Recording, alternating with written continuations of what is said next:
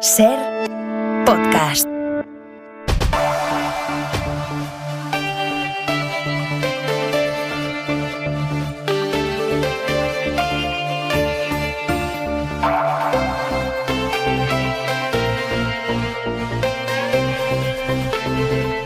Dinamarca y Suecia han confirmado esta noche que trabajan con la tesis de que las 3 fugas detectadas en las últimas horas en los gasoductos Nord Stream 1 y 2 sean actos intencionados. Esto eleva a varios niveles el grado de trascendencia que puede tener este episodio de supuesto sabotaje. Saben, como los 2 tubos Nord Stream son los que unen Rusia y Alemania pasando por el mar Báltico, por allí mandaba Rusia el gas a Europa Central hasta hace unas semanas, que lo cortó, y ahora alguien ha atacado entre ayer y hoy estos túneles en 3 puntos distintos. Se descarta, obviamente, que sea un accidente. Lo de 3 puntos distintos no tendría ningún sentido como accidente.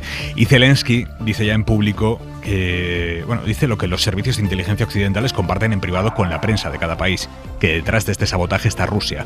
Joan Jimeno, buenas noches. Buenas noches. Son varias las hipótesis, pero la mayoría coinciden en eso, en el sabotaje. En 2 ruedas de prensa de esta misma tarde-noche, Dinamarca y Suecia hablan de hechos deliberados que están ya investigando. La primera ministra de Suecia ha sido la última en hablar, Magdalena Andersson. Vi har svenska uppgifter, men också tagit del av uppgifter i våra kontakter med Danmark. Dice que, haciendo caso a los datos recabados por Suecia y también por Dinamarca, llegan a la conclusión de que probablemente se trate de un acto deliberado. Por eso, Andersson ha convocado para mañana un Consejo de Política de Seguridad para analizar la situación. Poco antes ha comparecido la primera ministra danesa, que habla también de acto intencionado y no de accidente. Ha calificado además los hechos como graves, aunque no ha querido entrar a especular sobre quién está detrás de estas fugas. Sí lo ha hecho Ucrania, que apunta a un ataque ruso. Según el Instituto de Sismología de Suecia, ayer se registraron al menos 2 explosiones que provocaron temblores de 1,9 y 2,3 en la escala de Richter en la zona de las fugas. Esta noche la OTAN ha advertido de que va a analizar de cerca estas explosiones en una infraestructura tan delicada y que lo que conoce hasta el momento le genera gran preocupación. Esas son las palabras que ha utilizado la OTAN, gran preocupación. Aquí en España, la noticia de la noche es la elección de Elena Sánchez como nueva presidenta del Consejo de Administración de Radio Televisión Española, sustituyendo a José Manuel Pérez Tornero, que dimitió ayer. Nos va a contar ahora Mariola Lourido, la jefa de sociedad de la cadena SER, cuáles son las claves de la elección de Elena Sánchez. Pero antes, el día en 2 minutos. Marina Fernández, buenas noches. Buenas noches. Un día en el que Zelensky acaba de descartar cualquier negociación con Putin tras la celebración de un referéndum ilegal en 4 provincias ucranianas ocupadas. El referéndum demuestra que no hay nada que negociar con Putin, acaba de decir por videoconferencia ante el Consejo de Seguridad de la ONU. Las autoridades prorrusas de esas 4 provincias aseguran que los ciudadanos han votado anexionarse a Rusia, pasar a formar parte de su territorio. Y en Europa son más de 66.000 los rusos que han cruzado la frontera desde el anuncio allí de movilización por la guerra, un 30% más que una semana antes. Esto el día en que una comunidad del PSOE se ha sumado a la batalla fiscal desmarcándose del gobierno. El presidente valenciano, Chimo Puig. Las rentas de 10.000 euros se ahorrarán un 21%, las de 20.000 se ahorrarán un 7,3%, las rentas superiores a 60.000 euros mantendrán su esfuerzo tributario. Ha anunciado esta rebaja de impuestos, lo que choca con la estrategia del Gobierno y del PSOE. Todos tenemos que hacer un discurso responsable. De lo que estamos hablando es de reducir ingresos, de reducir recursos. La ministra portavoz Isabel Rodríguez ha evitado desautorizar a Puig, pero hay malestar en el Ejecutivo por su movimiento justo cuando preparan sus propias medidas fiscales. El PP habla de rebelión e incoherencia. Que no descalifiquen al Partido Popular por las cosas que están haciendo los gobiernos autonómicos del Partido Socialista. Aunque la rebaja valenciana deja fuera las rentas más altas y las comunidades del PP han suprimido o reducido el impuesto de patrimonio, que beneficia a los más ricos. 2 apuntes más sobre materia fiscal. Los datos: cada ingreso en la UCI por COVID ha costado 19.000 euros, que asume la sanidad pública. Y las recetas del Banco Central Europeo. Su presidente pide en una entrevista subir los impuestos a los que más ganan para ayudar a los más pobres. Aquí el Gobierno va a bonificar a los receptores del ingreso mínimo vital que encuentren trabajo o aumenten las horas. Para que aquellas personas que hoy perciben el ingreso mínimo vital puedan trabajar manteniendo sus ingresos. El objetivo de este nuevo complemento es incentivar la búsqueda de empleo o de más trabajo. Y 2 noticias de los tribunales. La Fiscalía investiga si el empresario malayo San Chinchón, que vendió mascarillas al Ayuntamiento de Madrid, es en realidad el propio Alberto Luceño, uno de los comisionistas investigados por enriquecerse con la operación. Y Shakira se va a sentar en el banquillo. Va a ir a juicio acusada de defraudar 14 millones a Hacienda. En la mesa del análisis de Hora 25 esta noche, Fernando Garea, ¿cómo estás? Hola, buenas noches. Esther Palomera, buenas noches. Buenas noches. Y Daniel Fuentes, muy buenas noches. ¿Qué tal, Aymar? Buenas noches. Y en la contra de Hora 25.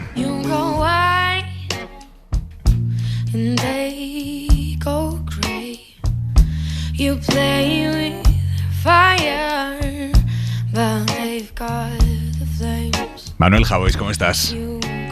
¿Qué tal, Aymar? Buenas noches. Te impactó la entrevista de anoche aquí en Hora 25 a Alberto Reyero, el exconsejero de Isabel Díaz Ayuso, que terminó cayendo cuando empezó a revelar en público que lo que su propio gobierno estaba haciendo con las residencias de ancianos durante el COVID era una salvajada. Eso denunció él. Él mismo nos contó anoche cómo funcionaba ese protocolo de la vergüenza, el protocolo que prohibió derivar a hospitales a personas que vivían en residencias y que necesitaban asistencia médica. Un protocolo absolutamente deshumanizado. Como nos dijo en la propia comisión de investigación una directora de una residencia, por el simple hecho de estar en una residencia e ir en silla de ruedas, eso ya te excluía, ya no te permitía ir a un hospital, que eso es algo gravísimo, igual que ocurría con personas con discapacidad. Una persona con un síndrome de Down con 20 años, pues directamente no entraba dentro de los requisitos, algo que me parece una auténtica barbaridad. Fue muy duro escuchar lo que cuenta Reyero, Javois. Fue muy duro.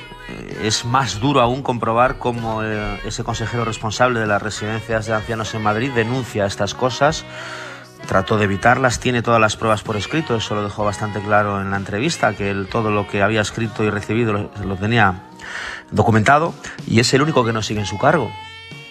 La deshumanización de las personas encerradas en las residencias, abandonadas a su suerte o a su muerte dentro, creo que es uno de esos escándalos de tal calado que no encuentra suficiente repercusión. No te parece nunca que haya suficiente repercusión ni en los medios ni en la calle, ¿no? Se trata como se tratan las cosas increíbles. Y no es increíble, esto ha ocurrido y produce pena que todas estas causas no hayan derivado en una causa general contra los responsables de esta particular selección, decías tú, a la que se le llamó efectivamente, y contó el protocolo de la vergüenza, por no utilizar un término que nos lleve a declarar en el juzgado, un término delictivo. A mí me parece que la enfermedad y la muerte son asuntos demasiado serios y demasiado graves como para dejarlos en manos de gente en medio de una pandemia más ocupada en difundir bulos y en espantar responsabilidades que en cuidar de sus ciudadanos más vulnerables. No digamos para que fuesen ellos mismos los que dijesen quién se salvaba y quién no, y con semejantes criterios. Y termino donde empecé. El problema de este país no es que haya ocurrido algo así, que es muy grave. El problema de este país es el coste cero de que ocurra algo así.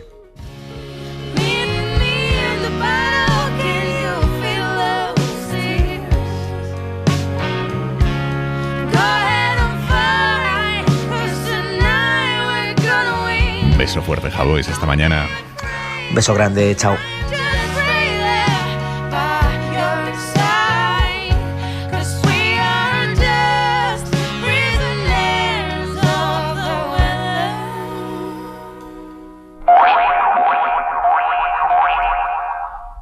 Mariola Lourido, jefa de sociedad de la cadena SER, buenas noches. Buenas noches, Aymar. Vamos a empezar por lo último, que es la elección de la nueva presidenta interina de Radio Televisión Española. Se ha confirmado esta noche. Explícanos las claves de esta designación de Elena Sánchez.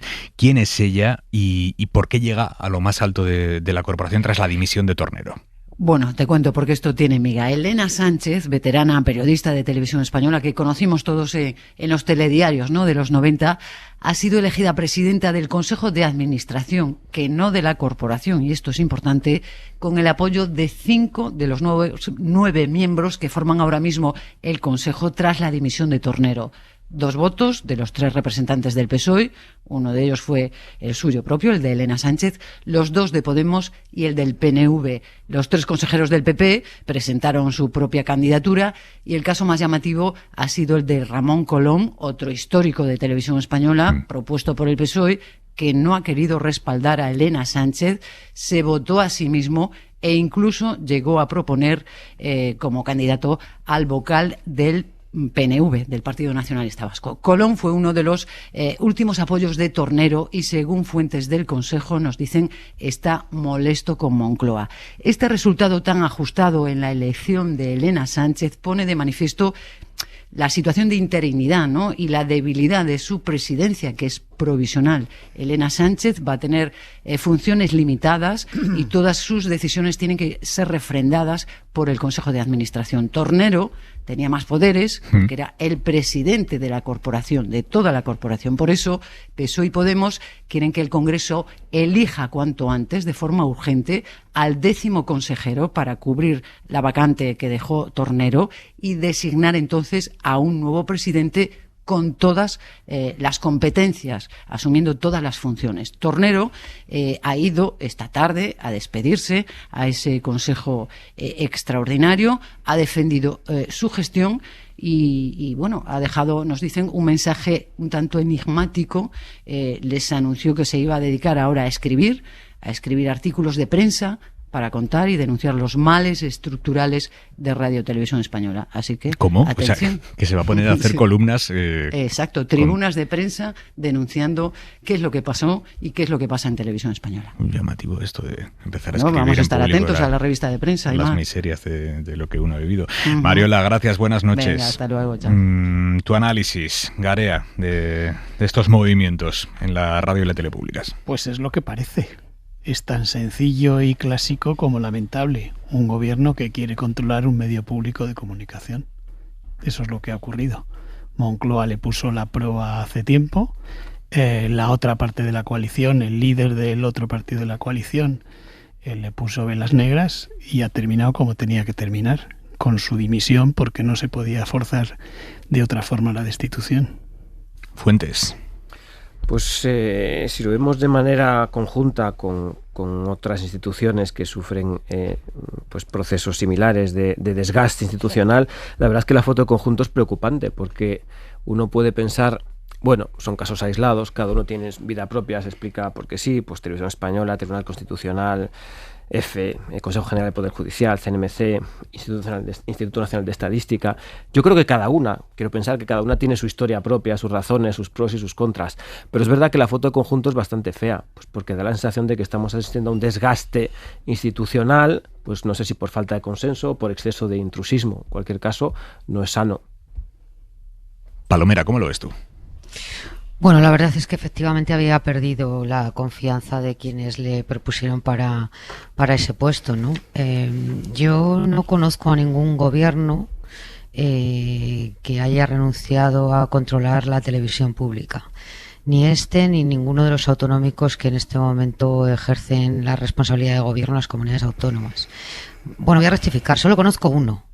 Que fue el que presidió José Luis Rodríguez Zapatero, que creyó en una televisión pública independiente, que aprobó un modelo por el que había que nombrar al presidente de la corporación y a la corporación con un consenso mayoritario de las fuerzas políticas, y que cuando llegó al gobierno Mariano Rajoy, la primera semana derogó aquella legislación, y de aquellos polvos estos lodos. Por lo tanto, no está pasando nada que no haya pasado con los anteriores gobiernos desde el último de José Luis Rodríguez Zapatero.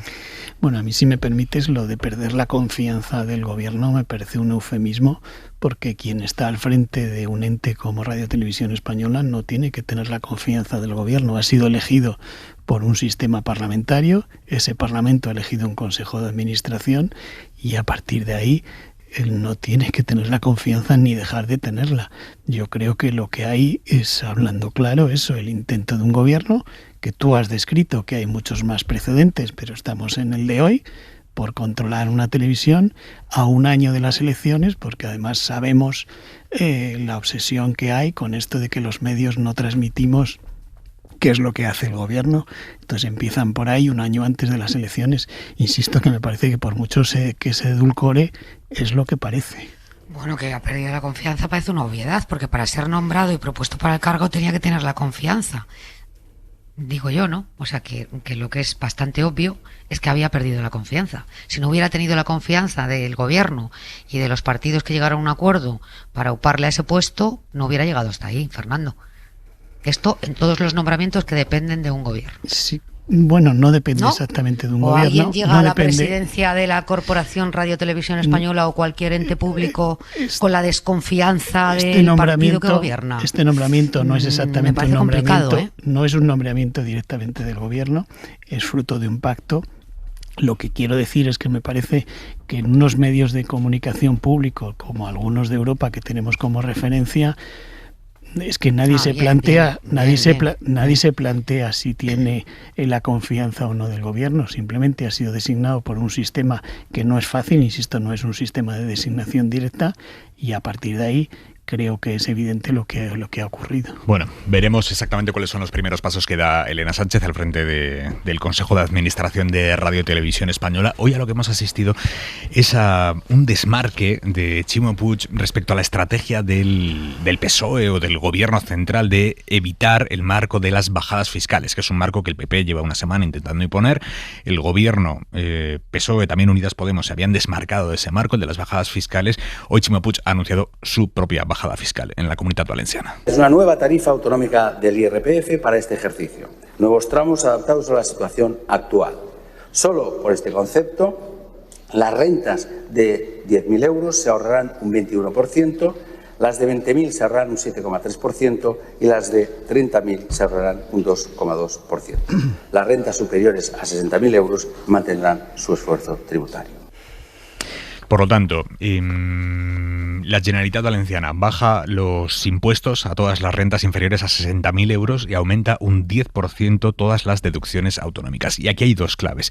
Primero, que Puig se adelanta con este anuncio al que pretende hacer el gobierno en los próximos días, sea lo que sea, todavía muy inconcreto. Lo único que sabemos es que está planteado para que no paguen más las rentas más altas, para que paguen más las rentas más altas, y que no incluirá la deflactación del IRPF, que es algo que le pide el PP. Y segunda clave, anunciando esta bajada, Ximo Puig se sale, como digo, del mensaje que estaba tratando de fijar el PSOE, que es el de que no es tiempo de bajadas fiscales. Inma Carretero, buenas noches. ¿Qué tal? Buenas noches. En el Gobierno llevan días cargando las tintas contra el Partido Popular por poner en riesgo, dicen, el estado del bienestar con las rebajas fiscales. Han hecho de eso uno de sus principales argumentos para contrastar su modelo con el del Partido Popular, y el anuncio de Ximo Puig debilita esa estrategia. El presidente, además, se ha adelantado a la presentación del paquete fiscal que la ministra Montero, la número 2 del PSOE, negocia dentro de la coalición y que tiene previsto presentar cuando cierre toda la negociación presupuestaria. Dicen que en los próximos días.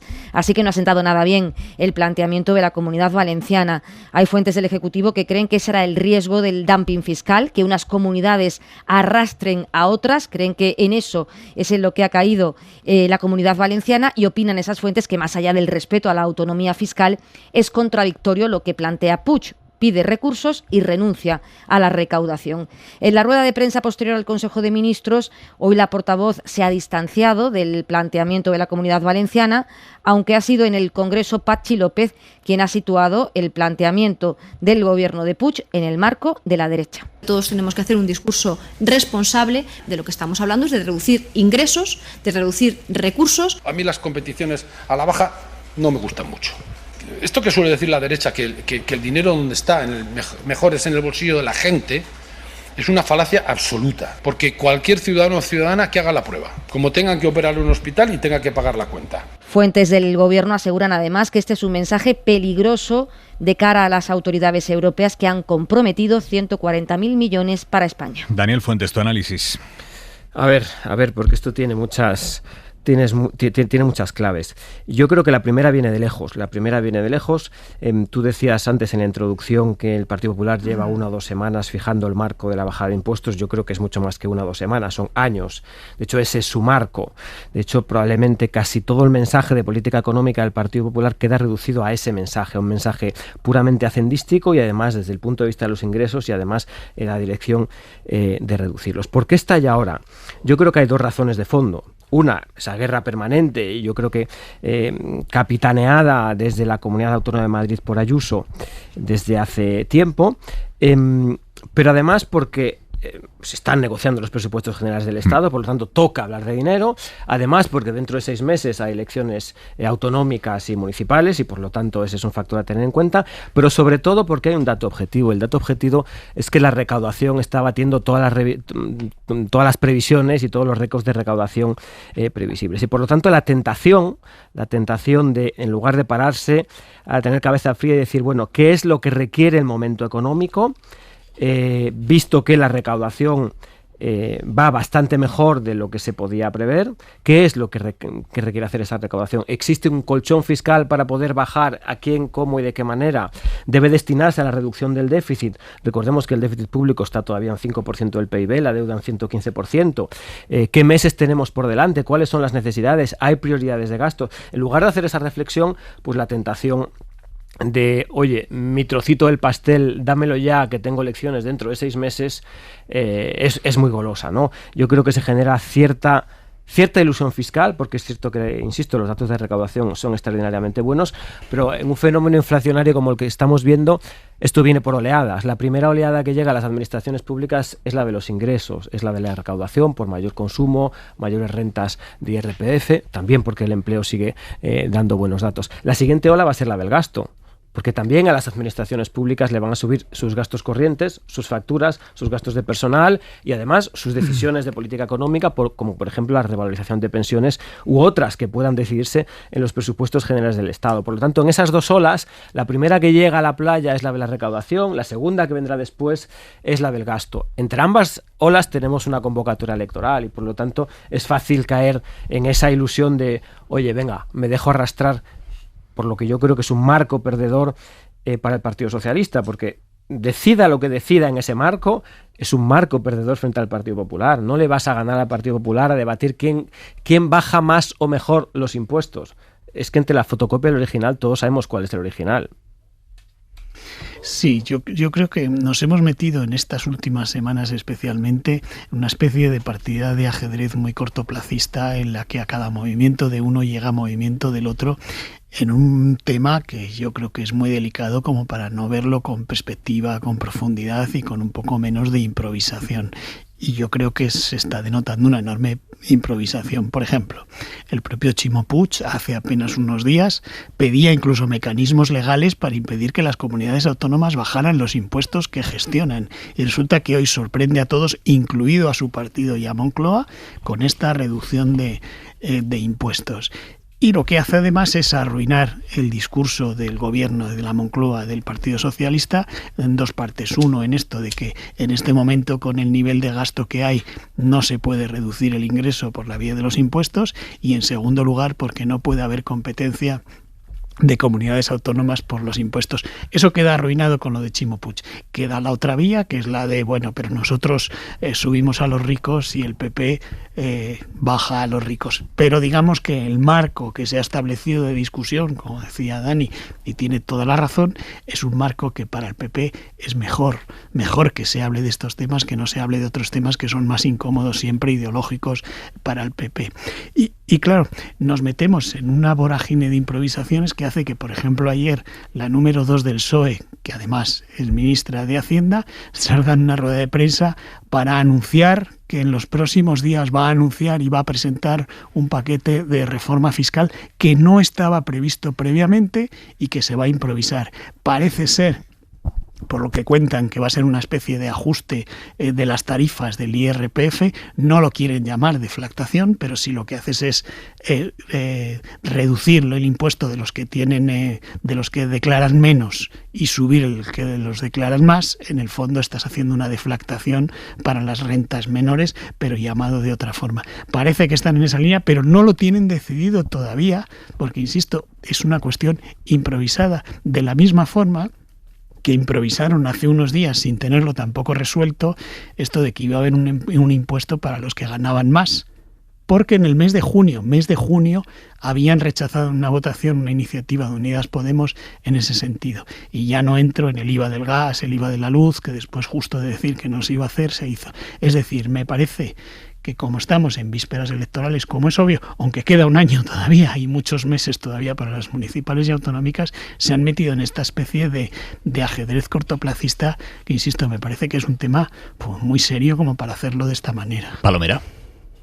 Bueno, yo creo que efectivamente el gobierno lleva claramente arrastrando los pies detrás del discurso del Partido Popular y ahora de determinados presidentes de comunidad autónoma desde la semana pasada, cuando el presidente de la Junta de Andalucía anunció la rebaja del impuesto, la supresión del impuesto de patrimonio a 17.000 rentas de Andalucía. Yo creo que en ese momento el gobierno ve que pierde el paso del que había sido su marco narrativo, que era instalar al Partido Popular en la defensa de las energéticas y de la banca, puesto que se había manifestado en contra de ambos impuestos que iba a aprobar el gobierno, y estaba muy cómodo en ese marco. Llegó Moreno Bonilla y le rompió por completo el marco. A Moreno Bonilla se sumó el presidente de Murcia y también el presidente de Galicia, y esto trastocó completamente la hoja de ruta de la Moncloa. Lo que no esperaban efectivamente es que hoy Chimo Puig, que por cierto ha estado este fin de semana con el presidente del gobierno en Valencia el pasado viernes, anunciara una medida fiscal que había abanderado el Partido Popular. Hasta donde yo sé, Puig lo comunicó ayer al presidente del gobierno, el anuncio que iba a hacer. Hubo una conversación bastante tensa porque le hicieron ver que efectivamente rompía o dinamitaba el discurso del Partido Socialista y del gobierno, pero él consideró que tenía que seguir adelante.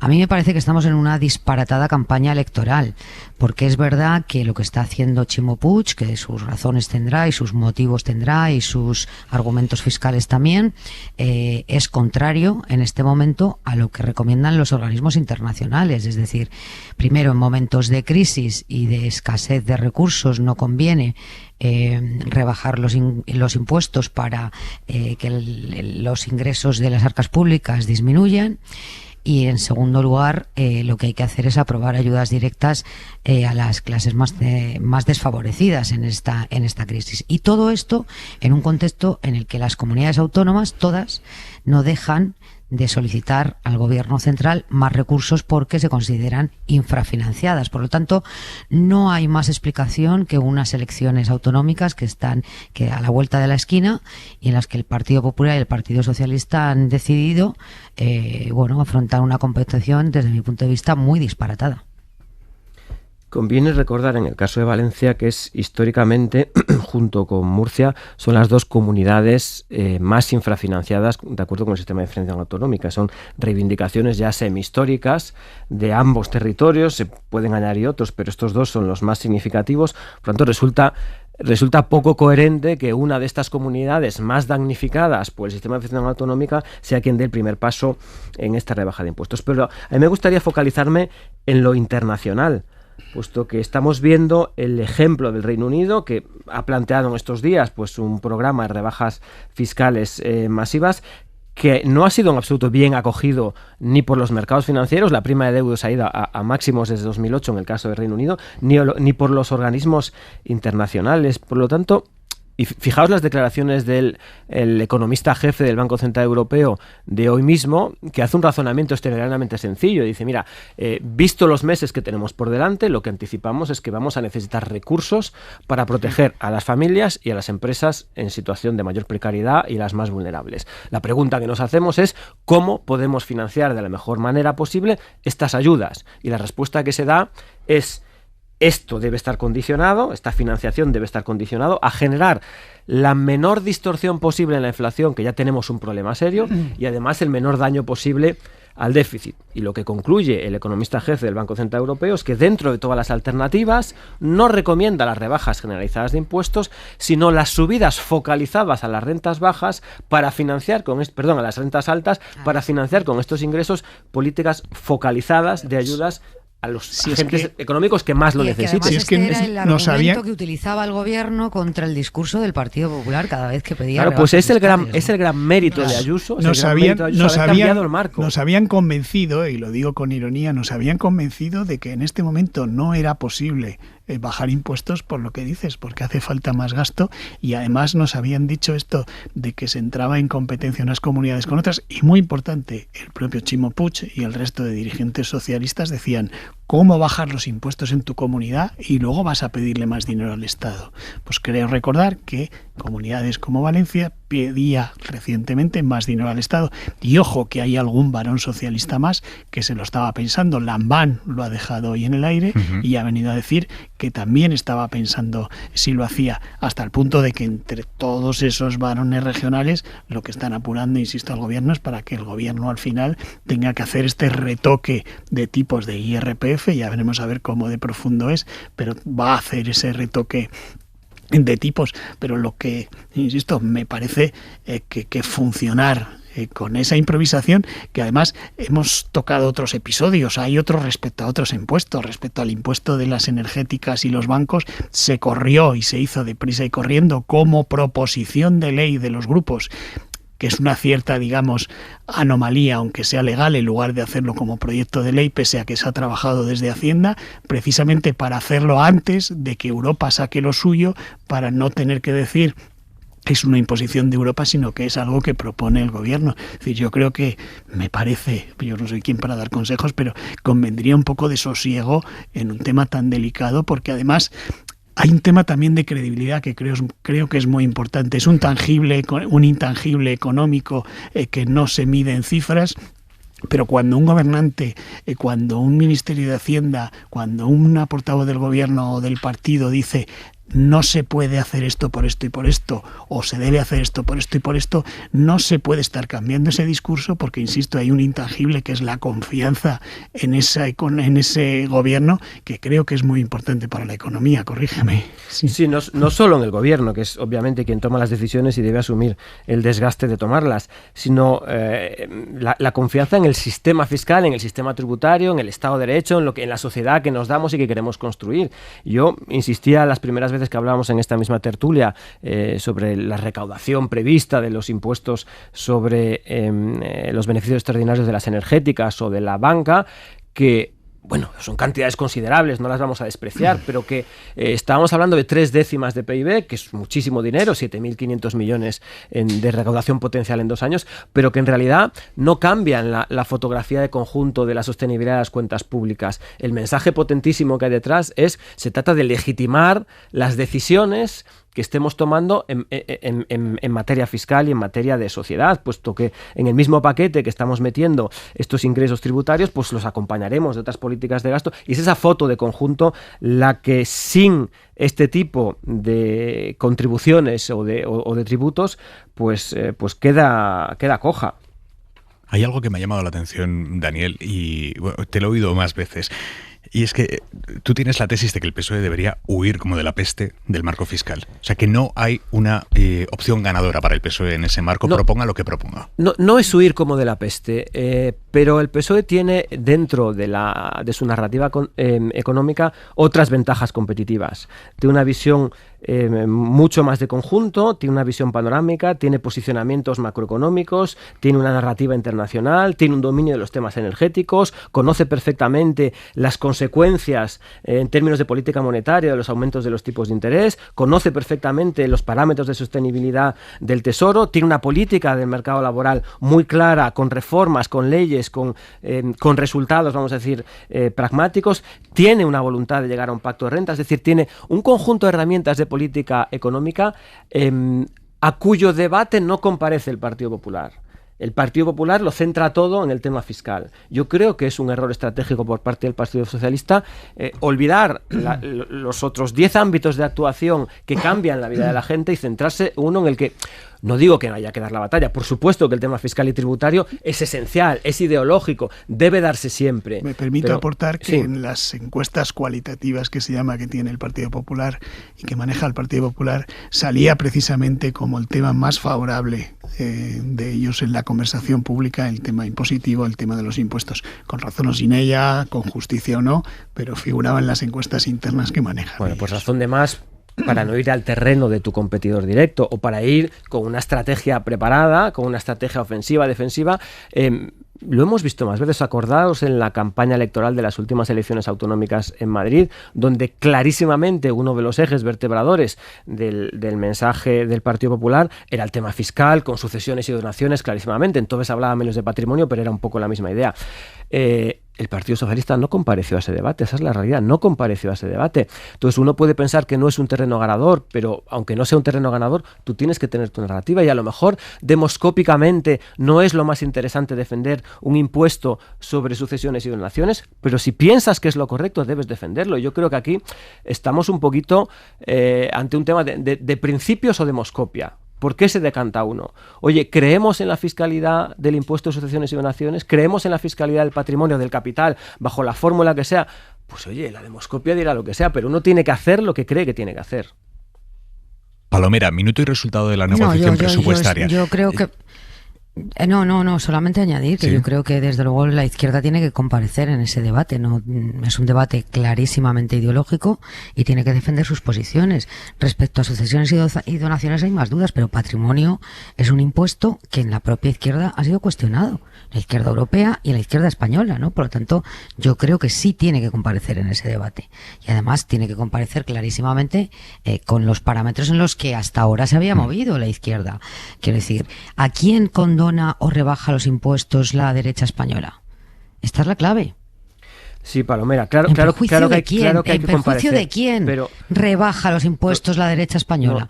Yo creo que, vamos, sin ninguna duda, lo que no puede hacer es perder el partido por incomparecencia. Brevísimo, Fuentes. Como lo ha perdido en otras batallas de una guerra que es perenne. Pero lo que no podemos olvidar es que lo que hoy nos preocupa, lo que hoy nos debería preocupar, es una guerra, es un abastecimiento del gas, es el precio de la energía, es la inflación, es la pérdida de poder adquisitivo. Eso es lo verdaderamente importante, y el Partido Popular está consiguiendo que no se hable de todo eso porque ha impuesto un marco que la izquierda le compra, que es el de subir o bajar impuestos. A ver, por la información que manejáis a esta hora, Palomera, dame un segundo, que quiero preguntaros por el minuto y resultado de la negociación presupuestaria. Esto está ya al pil, quedan días, semanas como mucho, para que el gobierno ya deje cerrado el proyecto de presupuestos. Dos de los mejores cronistas parlamentarios de este país, Garea, Palomera, minuto y resultado de esa negociación. Garea.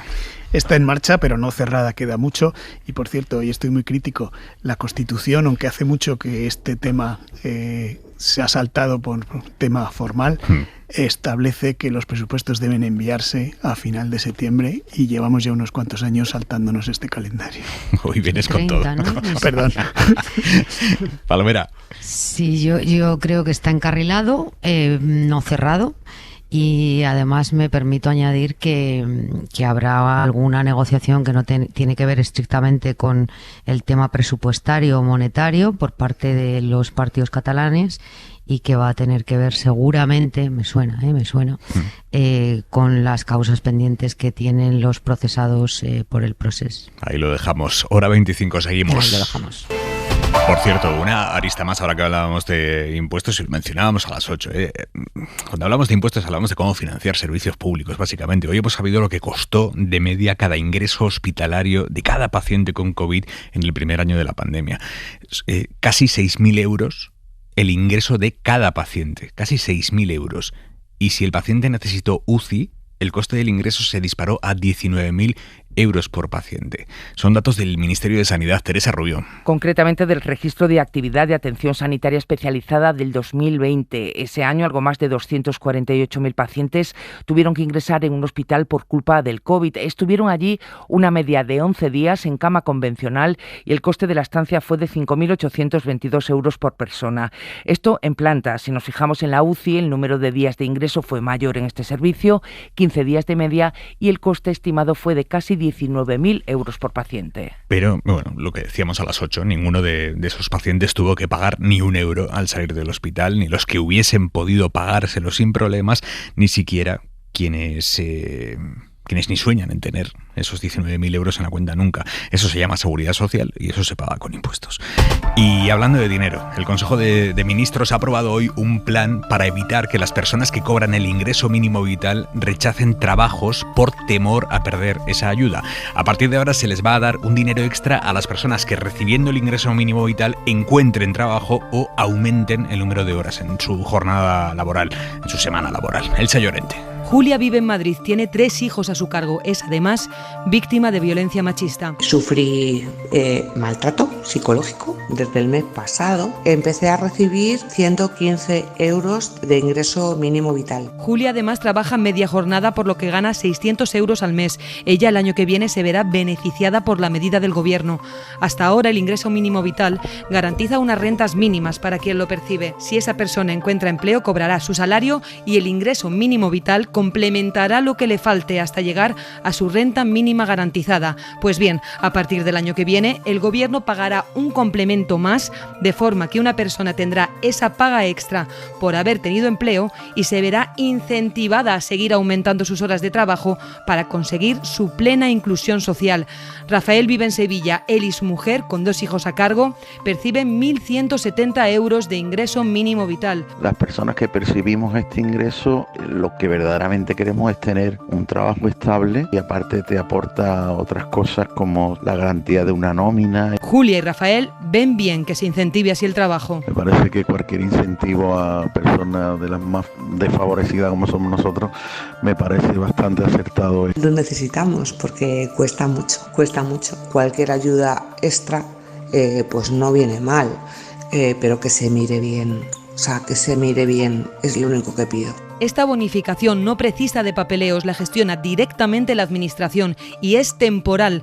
Hay que mantenerse con empleo y aumentar las horas trabajadas para percibirla al año siguiente. Mañana va a estar aquí en Hora 25 la secretaria general de Podemos, ministra Yone Belarra. Entrevista en un momento crucial porque tiene 2 negociaciones abiertas importantes. Una, la que mencionábamos, que es la de los presupuestos. Esa negociación es con el PSOE. Y la segunda, negociación con Yolanda Díaz. ¿Cómo va a encajar Podemos en Sumar, el proyecto que Díaz sigue perfilando? ¿Qué sabemos de esto, Garea?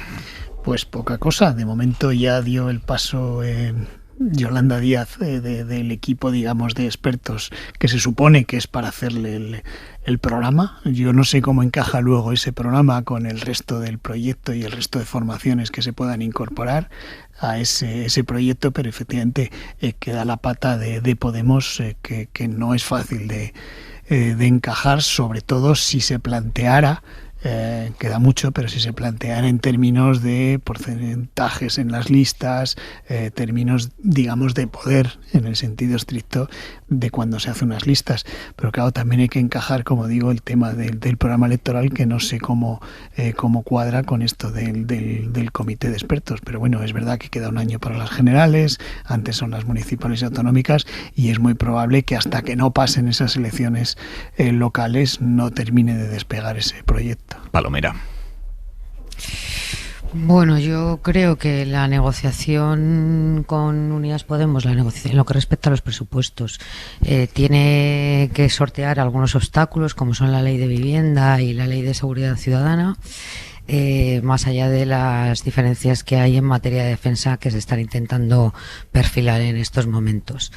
Respecto al proyecto de Yolanda Díaz, yo sinceramente creo que cada vez lo veo más lejano. Ella misma ha ido posponiendo el aterrizaje de ese proceso de escucha, o como se le quiera llamar, y desde mi punto de vista creo que la prueba definitiva para saber si eso cuaja o no cuaja van a ser las elecciones municipales y autonómicas, en las que ella ya ha anunciado que no tiene intención de presentar candidatura.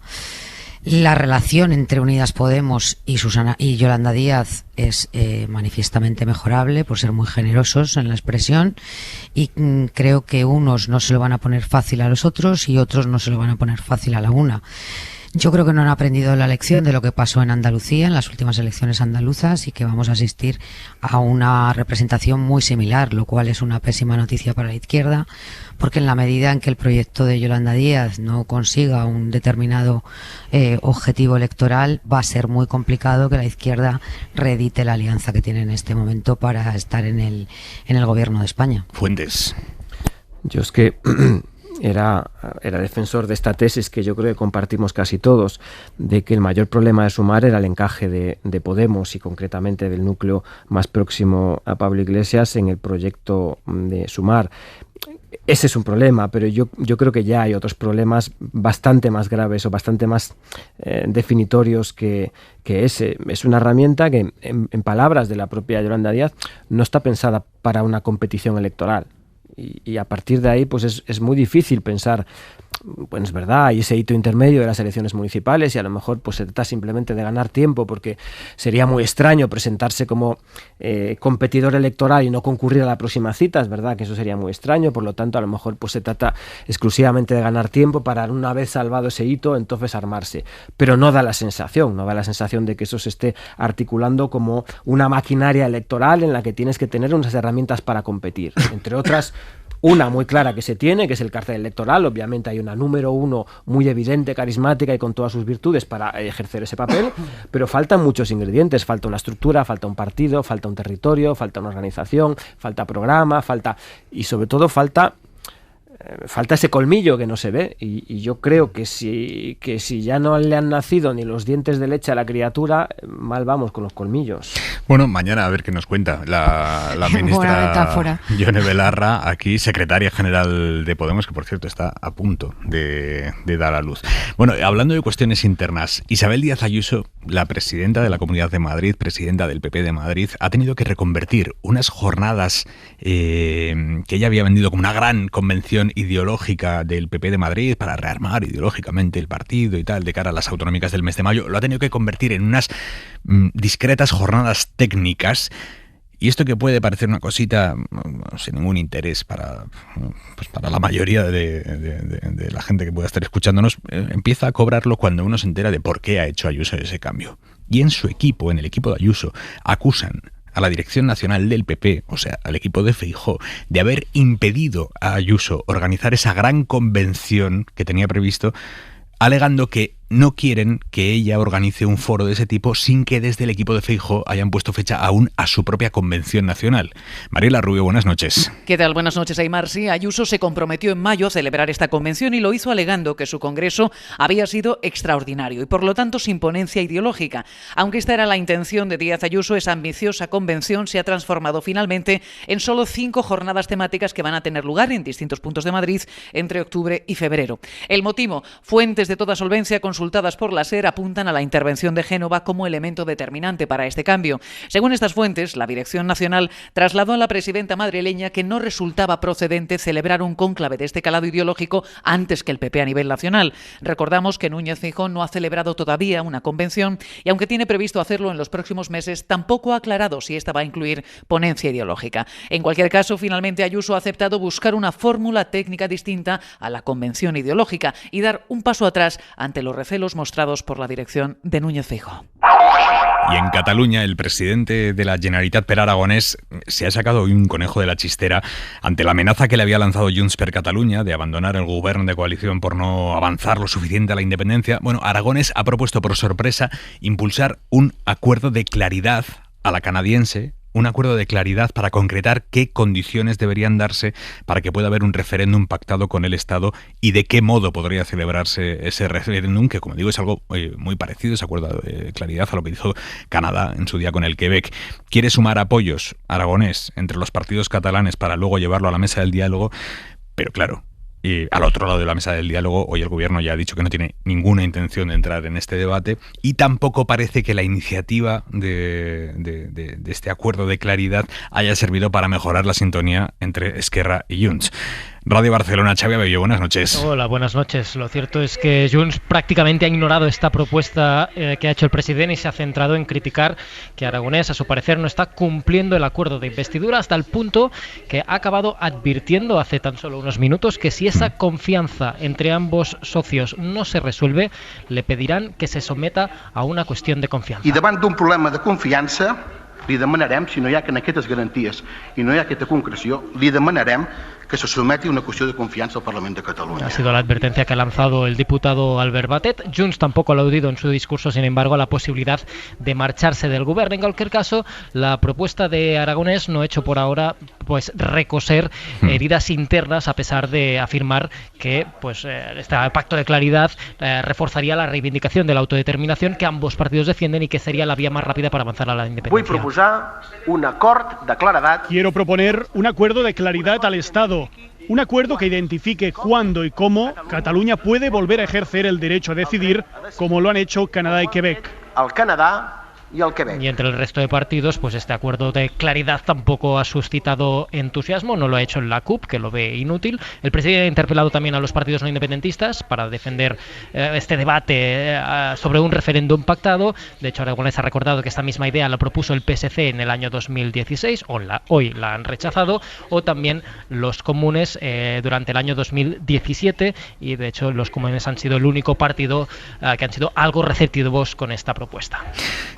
Xavi, por lo que oigo de fondo, el debate continúa, el debate de política general. Estamos ya en el tramo final, digamos, está interviniendo Josep María Jové, de Esquerra Republicana, es el último partido en intervenir. No sé si el presidente aragonés le va a hacer también réplica a su propio partido, pero bueno, llevamos desde las 11 de la mañana con este debate. Ánimo, Xavi. Gracias, buenas noches. Gracias. Suena tedioso todo lo que llega desde la política catalana, en el sentido de que, como bien decía Bello, es que se vuelven a poner sobre la mesa propuestas que ya estuvieron sobre la mesa en su día. Y a mí me suena lo de siempre, pero fíjate, con un cambio que creo que es sustancial y además es objetivo. Antes hubieras abierto el informativo con este tema y todos los medios estarían abriendo con este tema. Ahora, vamos, estoy hablando de memoria, pero estoy seguro que ninguno de los grandes medios, digamos, nacionales está abriendo con eso. Eso ya es significativo de que algo ha cambiado. Yo creo que esto tiene una explicación, me parece, muy interna, muy de Esquerra, primero por el gobierno de coalición, como escuchábamos, pero también de cara a las elecciones municipales, donde Esquerra se juega muchísimo, especialmente en determinados ayuntamientos, y luego Esquerra viene con una presión que es brutal y yo creo que les ha hecho mucho daño, incluso anímica y de sentimiento de todo tipo, con lo ocurrido en la Diada. Es decir, que se produjera esa división, que ellos tuvieran esos gritos, que se les acuse de algunas cosas de traidores, etcétera, etcétera. Yo creo que para ellos están un poco obligados a dar pasos en ese sentido, y con este contexto efectivamente llegamos a lo que tú has calificado como tedio. He dicho ninguno, Palomera, muy rápido. Vosotros estáis abriendo con esto ahora en el diario.es. Perdón. Bueno, no, yo es que creo que efectivamente puede resultar que estamos viviendo un déjà vu, pero en absoluto. Yo creo que la posición en la que está hoy Esquerra Republicana de Cataluña no tiene nada que ver con la de hace 4 años o 5 años. Efectivamente copaba todo el debate político, el desafío secesionista, y hoy de nuevo se ha podido constatar que Esquerra Republicana de Cataluña ha renunciado definitivamente a la vía unilateral. Pero fíjate que cuando leía la crónica de Oriol Solé, nuestro compañero del diario, y recordaba que Aragonés se había inspirado en Canadá para proponer al gobierno de España un acuerdo para un referéndum, he echado la vista atrás de la propuesta canadiense, y es una propuesta que no solamente estuvo encima de la mesa de Esquerra Republicana de Cataluña en este momento, sino que en algunos sectores del Partido Socialista también se apuntó como solución al problema catalán. Es más, me sonaba, y lo he buscado y he constatado que fue así, el propio Pedro Sánchez en 2018, en un viaje que hizo a Canadá, puso como ejemplo a Canadá como ejemplo de la política con el referéndum que se celebró allí por 2 veces, como ejemplo de que la política estaba para buscar soluciones a las causas secesionistas, ¿no?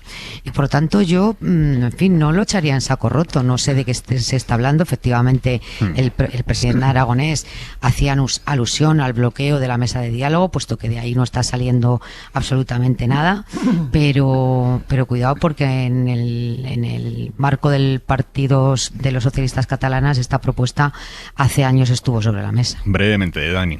Pues suena un poco al día de la marmota. A mí, francamente, entiendo las argumentaciones de la proximidad con elecciones municipales y los intereses y casi la necesidad pero lo que es muy significativo es que esa necesidad de necesito buscar una salida al fin del proceso, aunque sea retórica, reincida en un camino ya visitado, ¿no? Que no haya ninguna, vamos a decir, ni siquiera originalidad en algún movimiento. Es como, bueno, estoy todavía dando vueltas en este callejón sin salida y no encuentro por dónde tirar hacia adelante. Sí, no, iba a decir que en línea a lo que decía antes, el gran periódico catalán La Vanguardia tiene primero la noticia del gasoducto, luego tiene el referéndum de Putin, luego Chimo Puig y el IRPF, luego la respuesta del gobierno sobre el IRPF y luego la propuesta de Aragonés. Hora 25, seguimos. En la cadena SER, Hora 25. Aimar Bretos. Y se suman a Hora 25 los oyentes que han estado escuchando Carrusel, disfrutando no sin sufrir de la victoria de la selección española contra Portugal. España se clasifica para la Final Four de la Liga de Naciones. Manu Carreño, buenas noches. ¿Qué pasa, Aimar? Pues una de las peores primeras partes de la era Luis Enrique. Lamentable la primera parte y estábamos eliminados. Con el empate nos quedábamos fuera. Pero en la última media hora ha reaccionado el equipo, ha abierto el campo Luis Enrique, metiendo a Nico Williams en una banda, a Jeremy Pino en la otra, y ha metido también a Gavi, a Pedri y a Busquets. Ha sido otra España, en la última media hora ha dominado, y en el último suspiro ha tocado de cabeza a Nico Williams, que ha sido el mejor, ha marcado Morata, y España estará en la final de esta competición de la UEFA Nations League, que se juega el verano del año que viene. ¿Estará Luis Enrique entonces? Porque ya sabéis que después del Mundial había dicho que seguramente se acabe, pero igual hay que convencerle para que renueve. Venga, hay muchos luego. Que critican a Luis Enrique y ahora están tapados. No digo está señalando con el dedo a Garea. No miro a señalando con el dedo a Garea. Garea, pronunciate.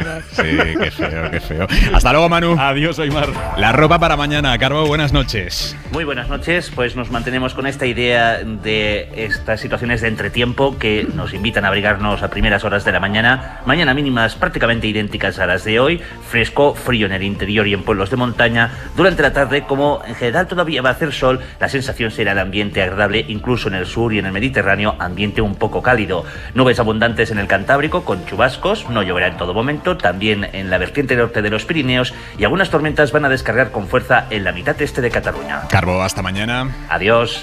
Y tenemos una noticia de última hora. La presidenta de la Comisión Europea, Ursula von der Leyen, acaba de calificar de sabotaje, ya habla abiertamente de sabotaje, las fugas en los gasoductos Nord Stream. Marina. Es lo que ha escrito en Twitter después de hablar con la primera ministra de Suecia, que trabaja igual que Dinamarca con esa hipótesis también, que las fugas responden a actos intencionados.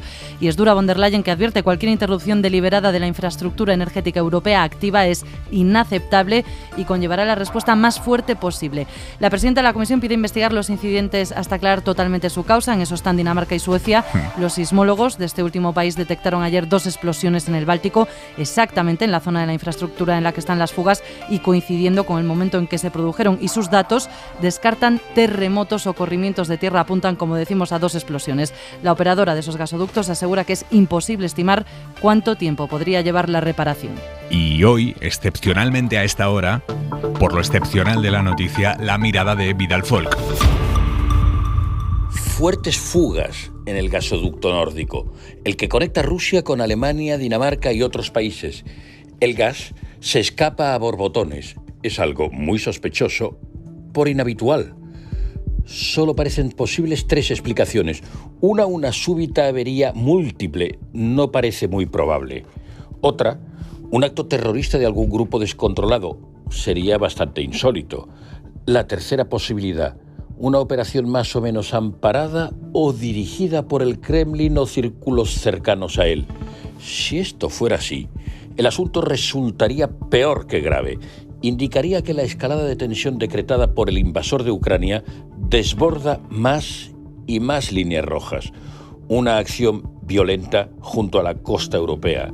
Eso entonaría con el intento de ganar la iniciativa militar, con la movilización de tropas, con las amenazas nucleares, con el refuerzo de la censura y las sanciones inquisitoriales, y convertiría la que llamábamos guerra económica del gas en hostilidad violenta directa. Mal asunto. Deseemos que sea solo una pesadilla. La futura primera ministra italiana, la ultraderechista Giorgia Meloni, está diseñando su gobierno. Va a tener que meter en él de alguna manera, ella decidirá cómo, o negociará cómo, va a tener que meter en el gobierno a los partidos que le han acompañado en la coalición. La Liga, por un lado, la Liga de Salvini, y Forza Italia de Berlusconi. Pero ahora la clave está en ver hasta qué punto los integra en el núcleo del gobierno, en los ministerios, para entendernos, importantes, o les da a los ministerios sobrantes. Salvini, por ejemplo, había pedido recuperar el Ministerio del Interior, que él ya lo tuvo en su gobierno con los 5 estrellas, pero claro, eso Salvini lo pedía antes de las elecciones este domingo. Él se pegó una leche electoral el domingo tremenda, un 23% abajo, y ya no está para exigir nada. Y de hecho, el problema de Salvini a estas alturas ya no es tanto qué va a hacer Meloni con él, sino qué van a hacer los suyos con él, su propio partido, la Liga, porque cada vez más cargos de la Liga piden la cabeza política de Salvini. Corresponsal en Roma, Joan Solés. Hasta hace poco, al menos, la ejecutiva de la Liga estaba reunida pasando cuentas con su secretario federal Salvini. Numerosos dirigentes han pedido su sustitución tras el descalabro en las generales, entre otros Zaia, presidente del Véneto, región en la que además los leguistas han empezado a recoger firmas para pedir la destitución. Mientras Meloni sigue desaparecida, o mejor dicho, encerrada, ayer en un gimnasio con su preparador físico, hoy en la sede de su partido, de la que ha salido por una puerta trasera. Se sabe que ha ordenado a su equipo que mantenga un perfil bajo, ninguna celebración. Trabaja para cambiar las prioridades de los fondos europeos de recuperación que ha previsto el hasta ahora primer ministro Draghi, según ha confirmado el jefe del grupo parlamentario de Meloni,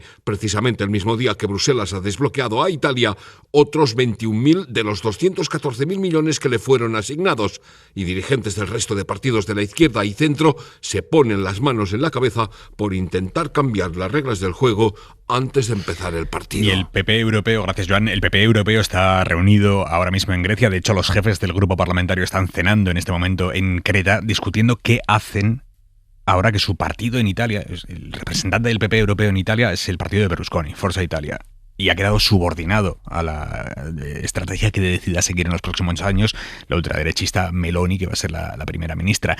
¿En qué lugar deja eso ya no tanto a Forza Italia, sino al propio PP europeo, que avaló el que fueran en coalición a las elecciones y ahora se encuentra con un papelón de seguir siendo comparsa de Meloni de alguna manera? Corresponsal comunitaria, Griselda Pastor. Buenas noches, Aimar. Lo primero que han hecho los populares es quitarse la corbata y así, con americana oscura y camisa blanca desabrochada en su primer botón, se han presentado en la sala de prensa el primer ministro de Grecia, Mitsotakis, y el jefe del Partido Europeo y del grupo parlamentario, Manfred Weber. Sabéis que están reunidos en Creta para una reflexión que, tras el conflictivo resultado en Italia, ellos inician recordando que son el partido más grande de la Unión Europea. Thank you so much and welcome.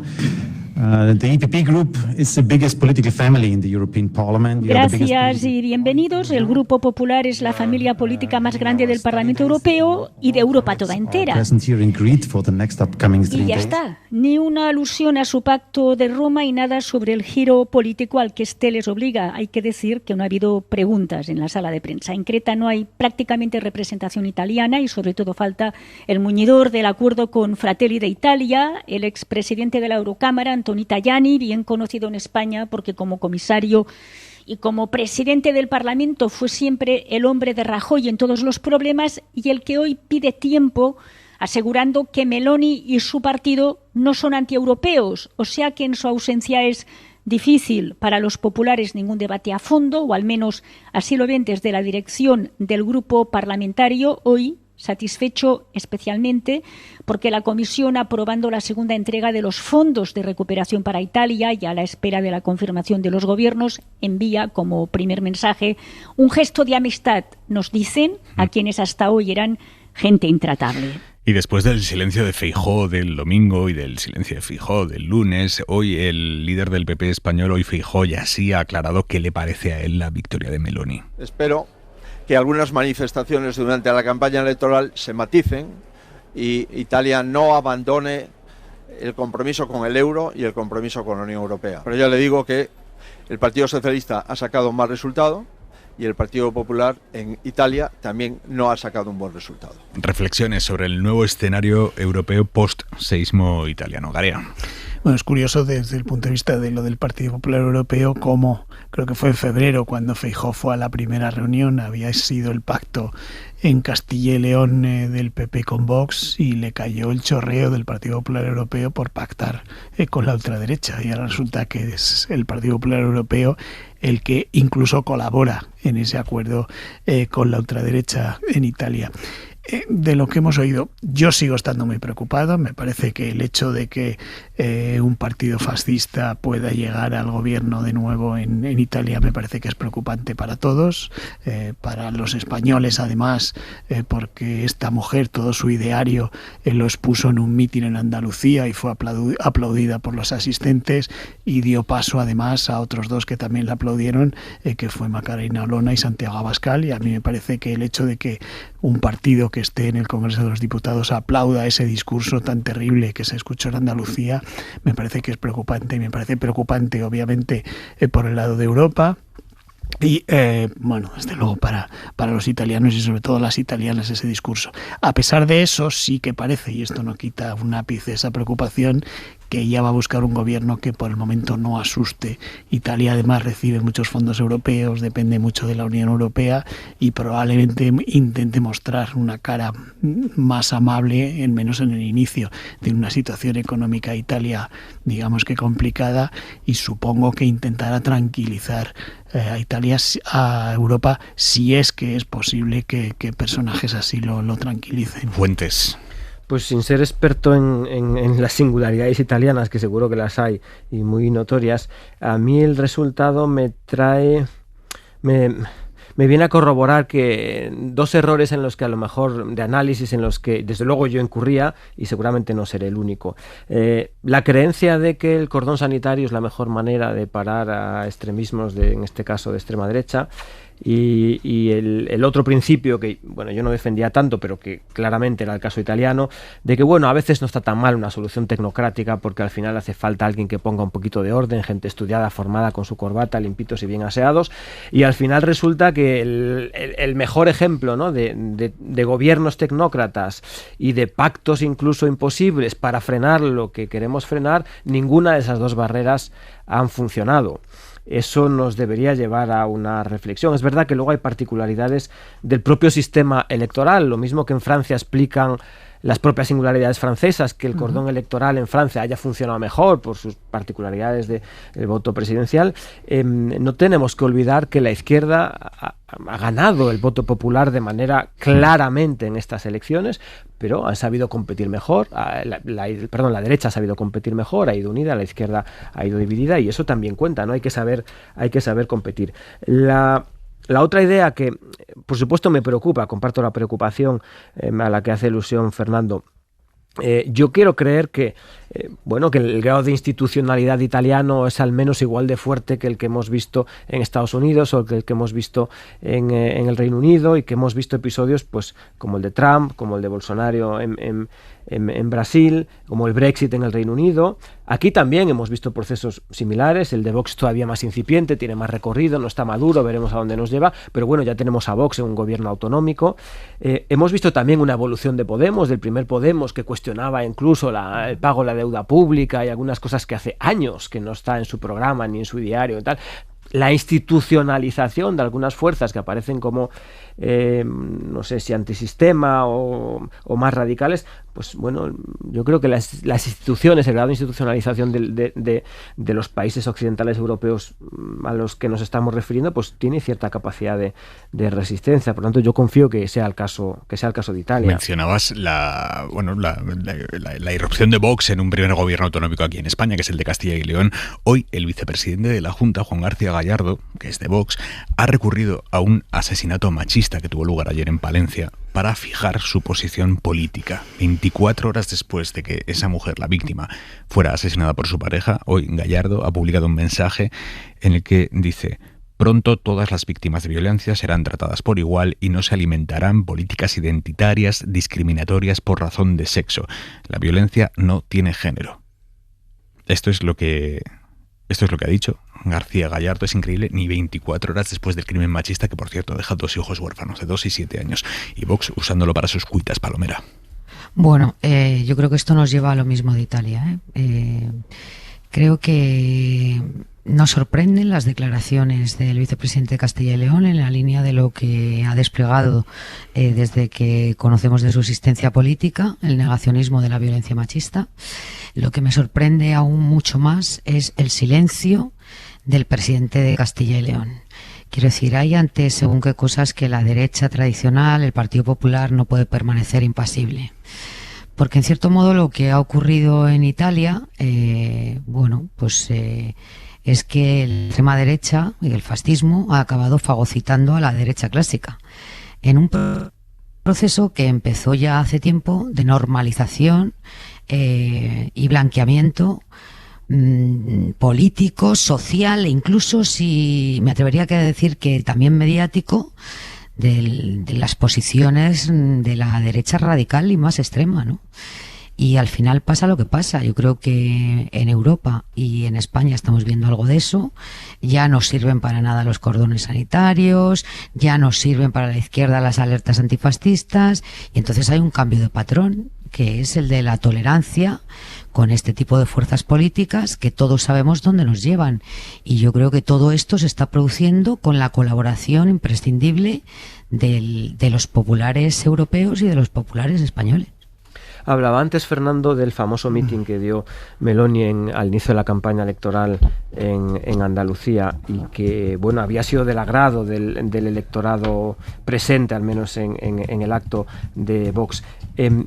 A lo mejor soy demasiado ingenuo, demasiado optimista, pero tengo la sensación de que actuó un poquito de vacuna. Yo creo que la reacción pudo ser incluso contraproducente. De hecho, parte de las transferencias de voto socialista hacia el Partido Popular parece ser que se explican por un reconocimiento de que en ese escenario el voto útil para frenar a la extrema derecha, en aquel caso encarnaba Meloni Olona, era votar al Partido Popular. Tienes tanta razón como que me he referido exclusivamente a los que estaban en ese acto, porque se los ve efectivamente en la imagen cómo aplauden, incluso cómo ríen con algunas de estas barbaridades que se dicen. Respecto a los votantes, yo no tengo ninguna duda. Yo creo que el exceso de Vox, sobre todo con ese mitin, provocó efectivamente que Juanma Moreno agrupara todo ese voto útil. Pero el hecho es que ahí fueron aplaudidos, y entran las redes a ver lo que dicen, aunque ya sé que las redes no es la realidad, etcétera, cuando pones que efectivamente se aplaudieron en ese meeting, como yo he hecho, y verás las cosas que te dicen y las cosas que te encuentras. Quiero decir, hay un porcentaje, por supuesto excesivo, aunque sea pequeño, de personas que apoyan esos disparates. Dejadme que, hablando de disparates, triple salto mortal, porque no tiene nada que ver, pero dejadme que os cuente el mayor disparate de la crónica de la actualidad, si no fuera por lo grave que hay de fondo. La investigación abierta contra los comisionistas que estafaron al Ayuntamiento de Madrid, Luis Medina, Alberto Luceño, ¿se acuerdan? El caso de las mascarillas. Bueno, saben cómo, aparte de los dos comisionistas, Luis Medina y Alberto Luceño, había un tercer tipo que formaba el triángulo este de la estafa, que era el empresario malayo Sanchichón, que teóricamente es el empresario que les consiguió las mascarillas a los dos comisionistas españoles. Bueno, pues resulta que la Fiscalía está investigando si en realidad es Luceño quien está detrás de la identidad del empresario malayo, que nunca ha aparecido físicamente. Nadie ha visto al malayo. Lo único que ha hecho el malayo ha sido responder a los correos electrónicos que le ha ido mandando el juzgado, y no solo es que en sus respuestas siempre ha respaldado y ha dado la razón a los imputados, sino que el supuesto malayo tiene un inglés con españolismos.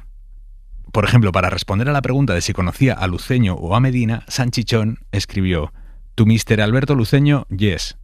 To Mr. Medina, no". Una traducción regulera de cómo se diría en castellano, y la Fiscalía sospecha que el malayo pues no es malayo ni es nada, y que es Luceño el que está detrás de todo esto. Y la policía ha registrado su casa por orden de la Fiscalía Anticorrupción. Alfonso Ojea. La policía localiza, ante su sorpresa, en el despacho de Alberto Luceño, el supuesto cerebro del caso Mascarillas, una placa y portaplaca del CNI a su nombre, así como 6 hojas con impresiones de imágenes del Centro Nacional de Inteligencia, de la Dirección Nacional de Seguridad, del Ministerio de Defensa y también de la Policía Nacional. Fuentes de esta investigación están convencidas de que se trata de documentación falsificada. Anticorrupción pidió este registro por las contradicciones y sospechas respecto al agente malayo Sanchichón, que habría facilitado las mascarillas. El fiscal cree que Sanchichón simplemente no existe y es producto de la imaginación de Luceño. Además, los investigadores han revelado que Sanchichón, si existe, no parece que sepa hablar con fluidez inglés, el idioma en Malasia y en Singapur, porque las frases de este empresario, en la lengua de Shakespeare, parecen las de un alumno español. "To Mr. Alberto Luceño, yes.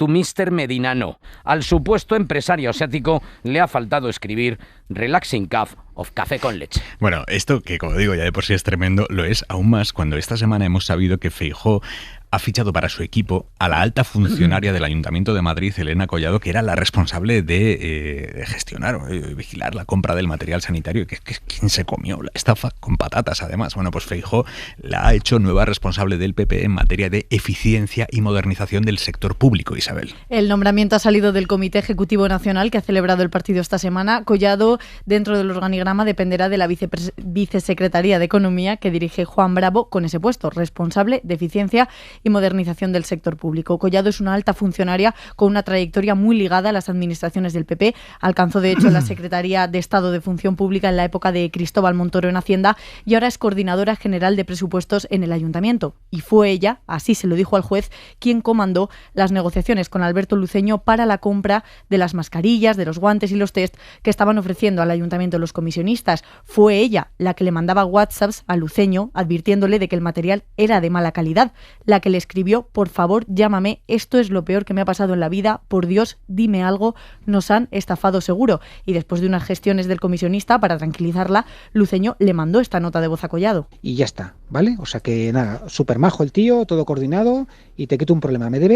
Ahora sí que me debes una medallita, me vendría bien, una medallita de civil. Eso sí, el juez ha rechazado imputarla en la causa, pese a que lo habían pedido las acusaciones. Collado ha declarado como testigo, no como investigada, al considerar el magistrado que los comisionistas la engañaron. Es todo de aurora boreal, de tarea. Sí, más allá de lo chusco del malayo, y yo creo que hay una parte todavía sin explicar, sin aclarar y desde luego de puras responsabilidades, que es la responsabilidad política y de gestión administrativa, de cómo es posible que una administración tan grande como el Ayuntamiento de Madrid, tan importante y tan solvente teóricamente, se le haya podido colar este gol por la escuadra, por lo menos una mínima auditoría de saber qué pasó y por qué. Fuentes. Yo creo que el qué pasó y el por qué está claramente condicionado por el contexto extraordinariamente complicado, no es eximente de nada, pero creo que es uno de los factores explicativos. Me resulta más llamativo estas tonterías de Sanchinchón y estas bromas todas, este tono excesivamente jocoso, burlesco. A mí me suena a impunidad, me suena a gente que está acostumbrada a torear y que probablemente pues esté amparada de alguna manera, porque sobra. Palomera. Bueno, a mí, hombre, ya solo escuchar el nombre de Sanchinchón, pues es sospechoso, ¿no? Pero todo lo que ha identificado la policía y lo que guardaba en su vivienda Luceño da idea de que estamos ante un estafador, pero además un estafador cutrecillo. Coincido con fuentes en que efectivamente estábamos en una situación de emergencia en la que se pudieron relajar los controles y todo esto, que bueno, hubo pillos en todas las administraciones públicas. Pero lo clamoroso es que Feijóo fiche a la responsable de la contratación de estas mascarillas, es decir, de la negociación con Medina y con Luceño, y que la fiche para una vicesecretaría que lleva el nombre de Eficiencia Pública. No tendrá vicesecretarías donde colocar Feijóo a la responsable de esta chapuza. O sea, es clamoroso, parece una broma de mal gusto. Punto y 25. Joaquín Estefanía. La clase media trabajadora. Muchos políticos se refieren cada vez más frecuentemente a la clase media trabajadora o a la clase media y trabajadora. Por ejemplo, cuando se refieren a los impuestos. Es una definición poco elaborada. En realidad aluden a la mayoría de la población. Si se pregunta cualquier sondeo, la mayor parte de los ciudadanos se siente pertenecer a la clase media, aunque muchos de ellos no alcanzan la renta que les permitiría definirse como tal, y unos cuantos están muy por encima de la misma, pero no les gusta hablar de ellos mismos como clase alta o ricos. Según el Centro de Investigaciones Sociológicas, 1 de cada 2 personas se considera de clase media y 2 de cada 10 de clase baja o clase trabajadora. Así que entre estas 3 categorías se sitúa alrededor del 70% de la población. A su vez, la OCDE dice que en España la clase media ocupa el 55% de la población, porcentaje que está un poco por debajo de la media de los países que forman este club.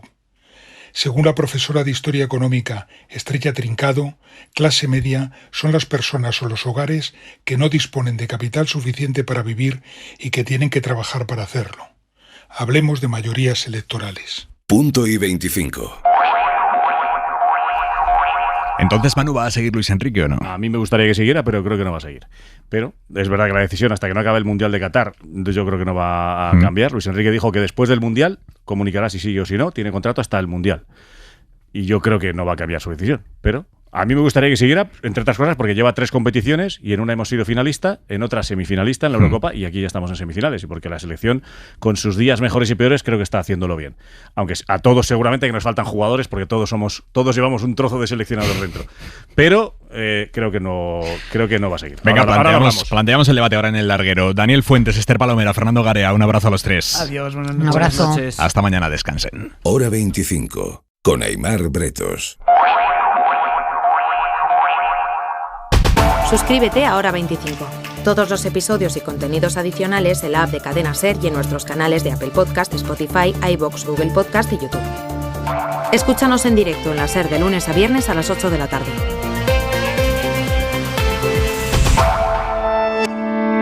Cadena SER. La radio.